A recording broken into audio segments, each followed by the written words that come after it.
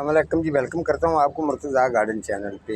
دیکھیں جی، آج کا میرا ٹاپک کیا ہے کہ کافی گھروں کے اندر جب دمک پیدا ہو جاتی ہے تو لوگ پوچھتے ہیں کہ دمک جو ہے یہ کس طریقے سے پیدا ہوتی ہے اور کس طریقے سے یہ گھر کے اندر داخل ہوتی ہے اور کس طریقے سے گھر کو یہ نقصان پہنچاتی ہے۔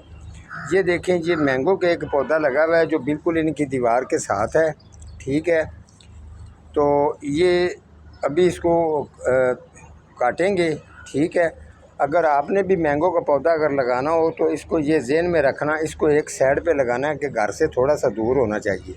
یہ آپ چیک کر سکتے ہیں، جو دمک ہے یہاں پر یہ پیدا ہو رہی ہے، یہ دیکھیں اس حساب سے یہ پیدا ہوتی ہے۔ اس کے بعد جو ہے نا، یہ پورے گھر کی جو نیچے والی سطح ہوتی ہے، گٹروں کے ذریعے یا کسی اور جگہ سے ان کو سوراخ مل جائے تو یہ پورا نیچے پھیل جاتی ہے، تو گھر کو بھی کمزور کر دیتی ہے، انڈے دیتی رہتی ہے، ساتھ ساتھ اس کی تعداد بڑھ جاتی ہے۔